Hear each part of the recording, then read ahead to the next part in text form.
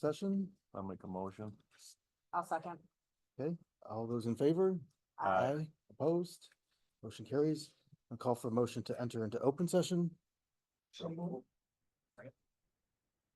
All in favor? Aye. Aye. Opposed? Motion carries. Please stand for the saying of pledge of allegiance.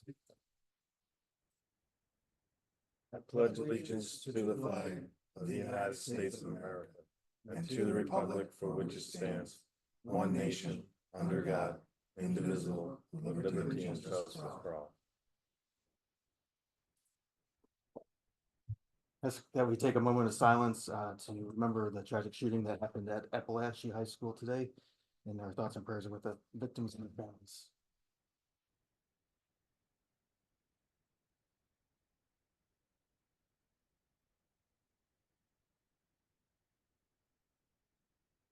Thank you.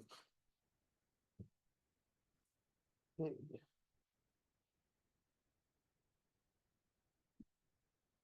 Well, for the privilege of the floor, do we have anyone signed up? No, okay. Moving on to consensus agenda items. Number 1 through 4, can I get a motion to approve those? I'll make a motion. Okay. All those in favor? Aye. Opposed? Motion carries. Moving on to the personnel items. We're going to separate items 3 and 15A. I'll ask for a motion to approve the remaining personnel items. So moved. Okay, second. All those in favor? Aye. Opposed? Motion carries. Turn it over to Mr. Stack for item number 3.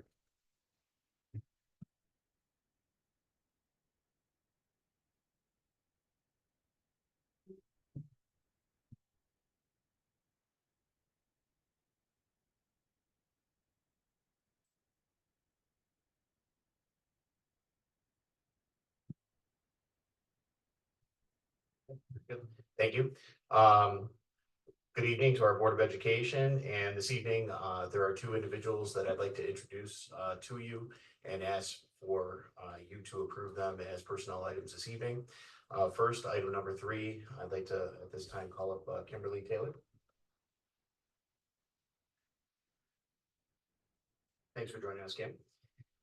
Kimberly Taylor, we'd asked the board to approve her as a long-term substitute over at Colonial Village as a consultant teacher. She's been an educator for 30 years. And when I looked at her resume, the states that she's worked in, military family and military spouse for 30 years, husband, Marine Corps. And she's worked in a variety of settings, both pre-K through 8. So a variety of experiences. She's had great experiences traveling the country, the world, certainly along with her children. And she's really worked extraordinarily hard. And I saw this in her credential file that she has certifications in many states and many areas. So all of these years experience, we certainly feel confident of recommending to the Board of Education that Kimberly Taylor be appointed as the long-term substitute at Colonial Village. And we ask for your support this evening. Okay. I'll call for a motion to appoint Kimberly Taylor as a long-term sub. I'll make a motion. For second. Okay. All those in favor, please say aye. Aye. Opposed? Motion carries. Welcome.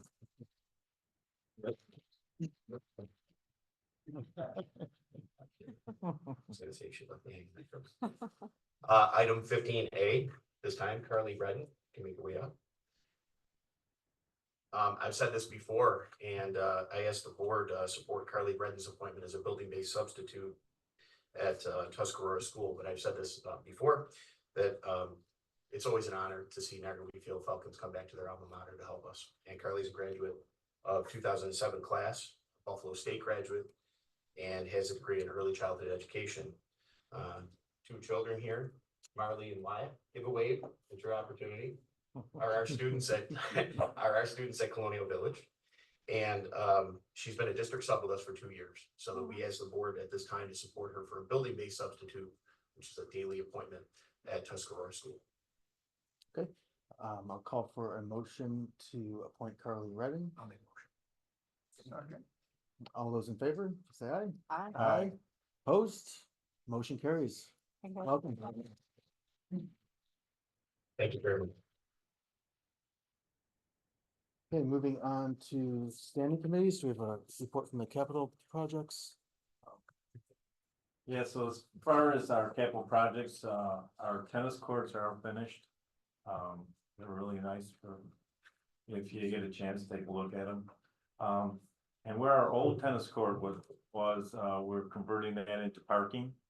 So they're in the process of doing that, and I think, what was it? Third week of September. Yeah, about the third week of September. That should be completed. So that'll give us some more additional parking in the back.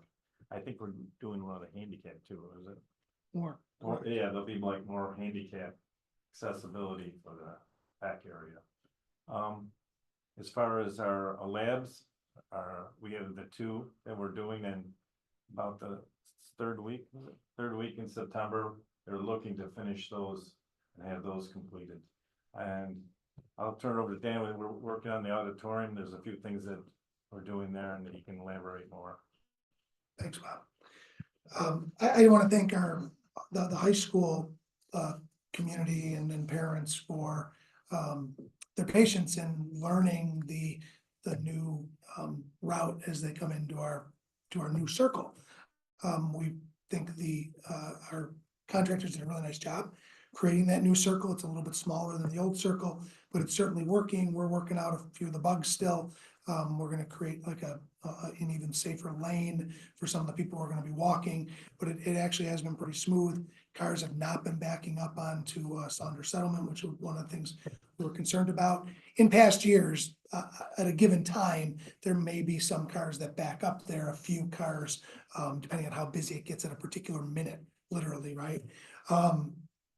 So far, we haven't had that issue, so it's been pretty smooth. We're gonna let it run now the next few days and then kind of monitor it to see where we truly stand with how that circle's working. But so far, so good. The egresses within the building have not changed. However, the hallway, the music hallway, is no longer accessible. There's an exterior hallway that's been built that gets to and from the music wing, and they did an incredible job with that. It working really well. It connects directly to our doors, so it's just like a regular hallway would be. We did hire additional armed school security during the course of this project for that, to really monitor that purpose, but it's really secure, so we're really happy about that. So that's all I have with the capital project. Okay, moving on to no written communications. I'll go to the president's report. On behalf of the board, I just want to welcome everyone back to school, our students and faculty and staff, and appreciate all the hard work our staff and faculty have done in preparation to get things rolling. And you know, there's always some wrinkles to iron out in the beginning of the year, but I think we're off to a great start, and just appreciate all that's been done leading up to what will hopefully be a great, safe year for everyone, and we wish all our students the best. And I'll send it over to the superintendent for his report. Great, thank you. Tom, I'll start with staffing. Thank you. First and foremost, I want to thank our Board of Education superintendent, as well as the building administrators and directors in our district for helping me put together staffing over the summer months. It can be somewhat of an arduous task, and everybody did a really good job of sticking with me through all the changes and movement. And we had a pretty successful summer doing so.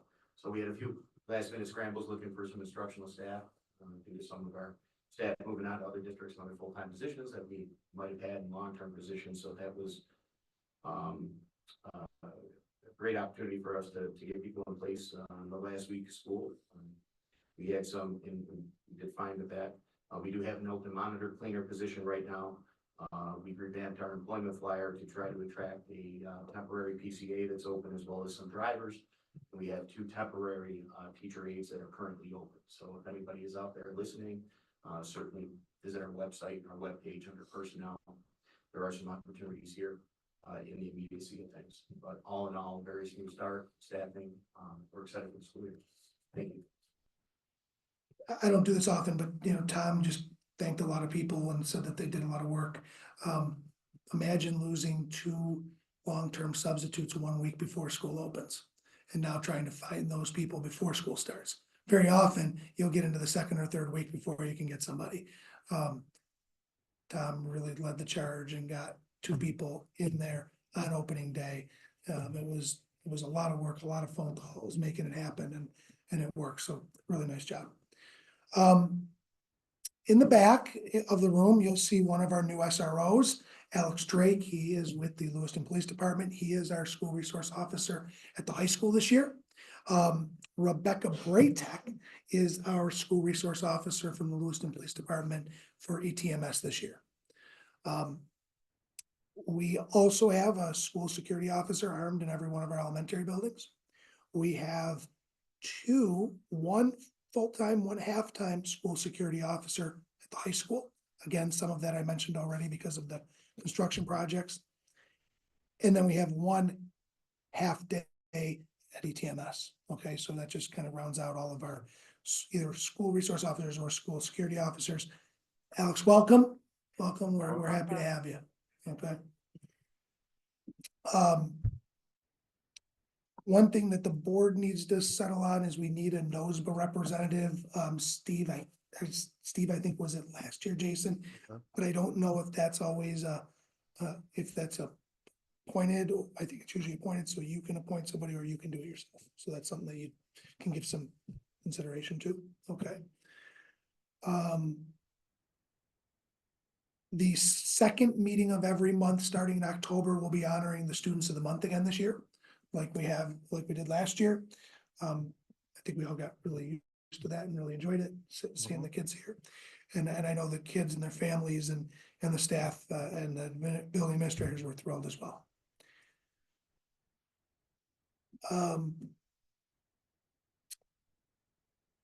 Jason mentioned, some wrinkles on opening day. We've had a couple with regard to transportation, and I've sent out a few communications related to that.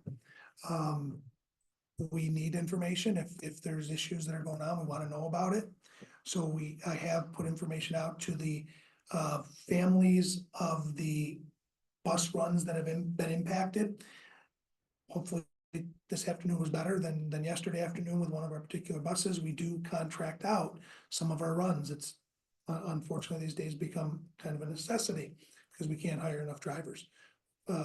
So that's something that we're working through. Hopefully again this afternoon things were better, but I will make sure that I keep the board, of course, informed as to what's going on with the families as well. One of the things that has to happen, okay, and this is a message that we shared with the particular bus company. They have to communicate with us so that we can communicate with our families. It's just it's not negotiable, right? And they need to do that right away so we can get a message out to our families. Otherwise we can't. So we've made that clear. We have a meeting with them tomorrow, and hopefully we can reemphasize that point.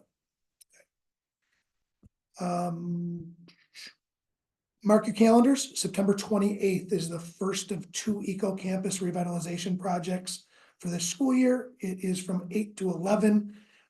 If you're able to attend, you can come right here to the ALC. We'll be right outside. We'll actually be down the road just a little bit back here by the creek. Cayuga Creek is usually where we gather. You'll see cars gathering along the ALC. We'll certainly be putting information out. I sent an email to Jonah.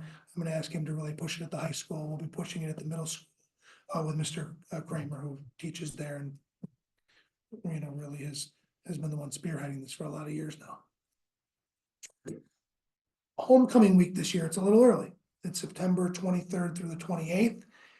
What's a little different is September 27th is a Friday. Okay. Normally the homecoming football game is on a Friday. Friday is a staff development day for us. We actually have our game on a Thursday night. So Thursday night lights. That'll be that's the homecoming football game. Saturday is still the homecoming dance. Right. Last but not least on my list here is a retreat that is being planned by Owen Bosse's, the new district superintendent, has extended an offer to boards as well to participate. It's a multi-day retreat on the 27th. They would be inviting board members. I did put something in everybody's folder. Take a look. There'll be more information as it comes. That's really a save the date as of right now. So as you find out what they're gonna be doing, you can make decisions on whether or not it's something you want to take part in. Okay, that's all I have. Thank you to the superintendent for his report. Moving on, any items for board discussion? Dan, with the NOSBA rep, do you know what's entailed with that, or? Is it, I know you said. I So think Steve did it they last- yeah, they do have some meetings. I think they do a lot of that virtually when they meet now. And a lot of it, I think, is done through a lot of email. You know, they only have a few functions. Okay. NOSBA does during the year. They do a lot of email back and forth. You know, you end up playing the role of kind of a conduit between NOSBA and then this group. Just open up, does anyone have a desire to do that, or prefer that I just take that role, or? Any thoughts either way? You want it? Yeah, if you're good with it. I'm good with you having it. Okay, I'm willing to do it if that. Okay, that's good. Okay. Okay, I'll second the motion. Renee, did you mark that down? Perfect. Thank you. Okay, anything else? Any old business? New business? Yeah, it's not really school related, but if the school has any, might wanna talk to Greg. Old paint and stuff they gotta get rid of, it's difficult to get rid of that stuff. The county's put in a program on September 28th, it's a Saturday, 9 till noon in the town in Niagara Park. So if anyone has anything they want, they'll take it, it's all free. Nice. And also, there's been a group in the town of Niagara working, it's called Town of Niagara Conservancy. Me and Dan, we've actually talked about it a couple of years ago, and they got caught up in a court battle.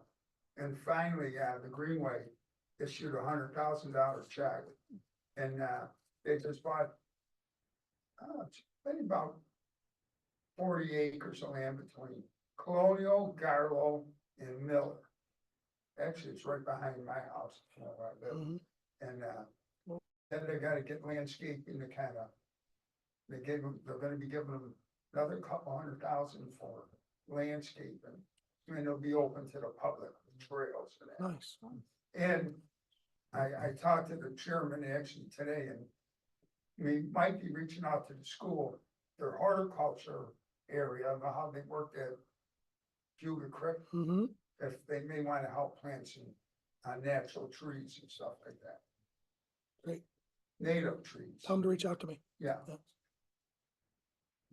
That'd be nice. Thank you. Any public comments? No? Sure. Yep, come on up. Yeah. That's okay. Yep. Yes, please. Oh, hold on, give it Well- 1 second, 1 second.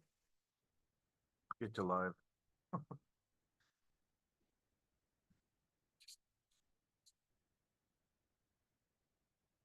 You could just state your name and address for the board. So my name's Brian Hurley and I live at 7319 Erica Lane. My son is, he was a 4-year athlete in the school and now he's attending St. Bonaventure as a sophomore.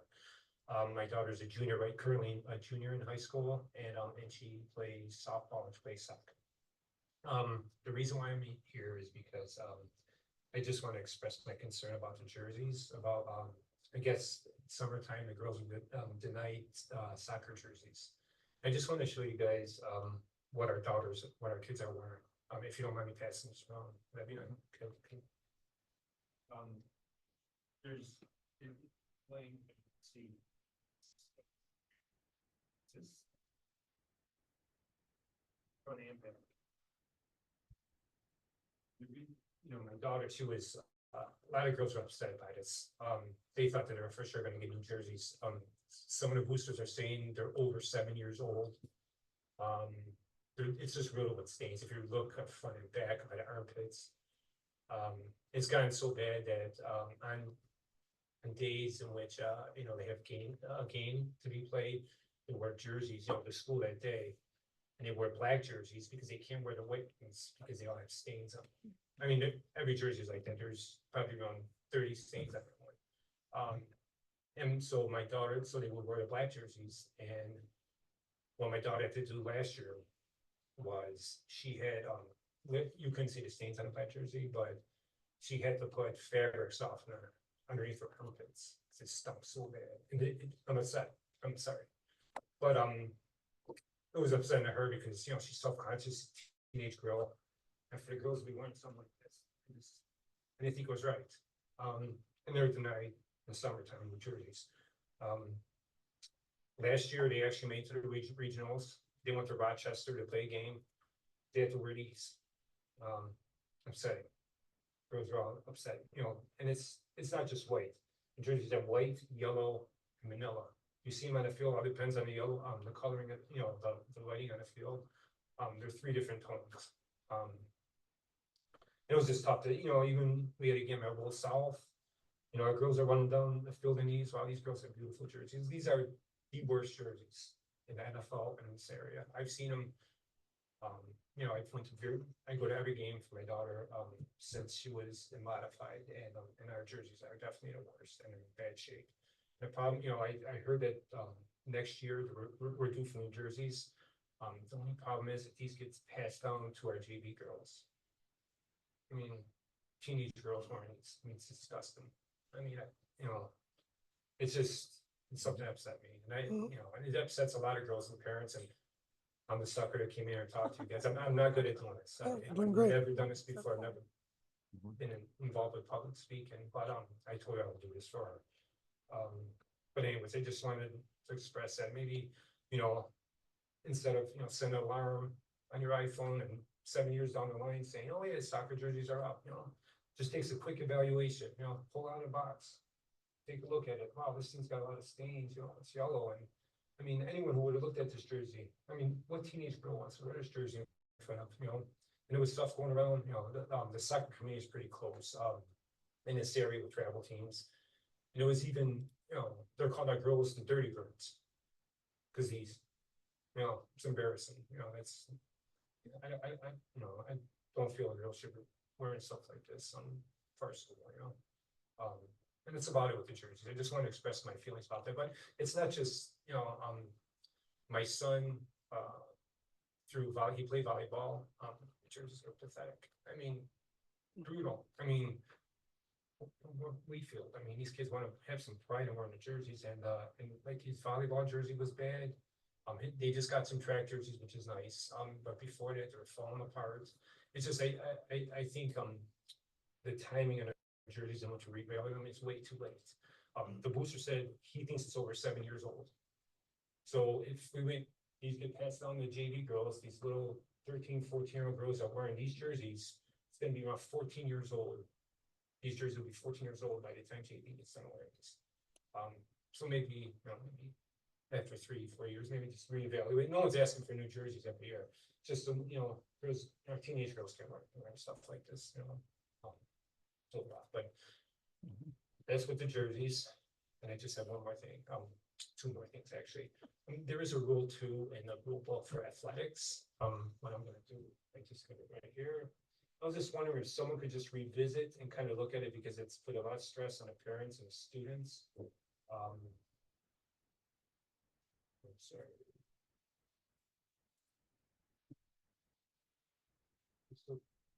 It's about tardiness. I got my readers on that page. So it's those with no legal excuses or who are tardy will not be eligible to practice or play that day. So my daughter plays, she plays fall ball, she plays winter, and she plays spring. She plays 3 sports in the year. She comes in late, she's not allowed to go to practice. Some of these kids, they get home at 9:30 at night. My son, every night, he went out for swim, he was home at 9:30 at night. He gets home at 9:30 at night, he's got his homework to do, he's got to eat dinner. actually, like for my daughter's softball team, they're all high honor students. They're smart girls. They will never take advantage of coming in late because they had it late. You know, I mean, it's just once in a while you just run late. And with this rule, it states that the girls can't come in late, if they come in tardy without no excuse. Usually if they wake up late, it's usually their parents' fault, or it could be their fault too. But, they need a legal excuse in order to go to practice or the game that day. And, the problem with, if they don't go to practice, they won't start, or they don't play the next day. It's just, it's so much stress. I think most, I'm not quite sure you guys might know this better, but I did talk, I talked to the AD in court, and he's got a rule in which it, if they come in before 12 o'clock, I can't remember what, what's the rule?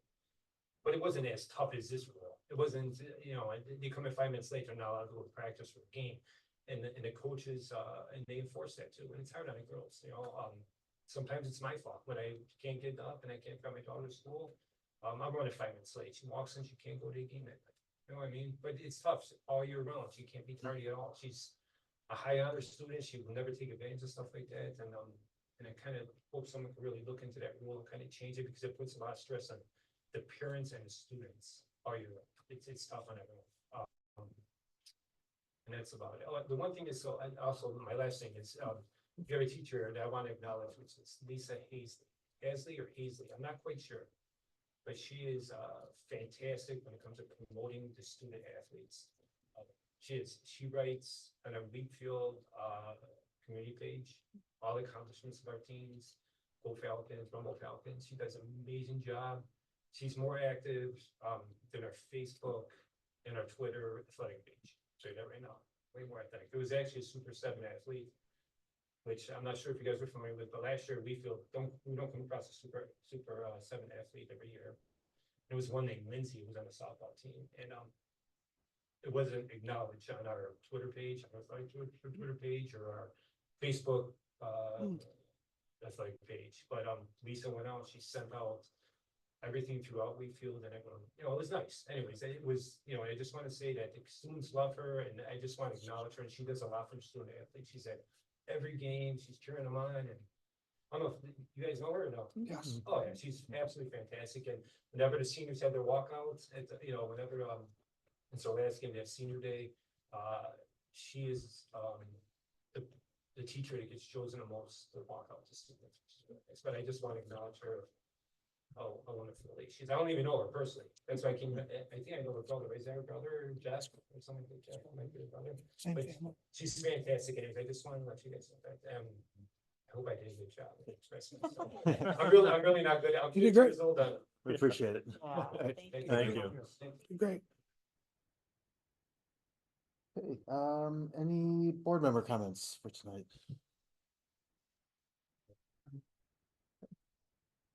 With that, I'll ask for a motion to adjourn. I'll make a motion. Second.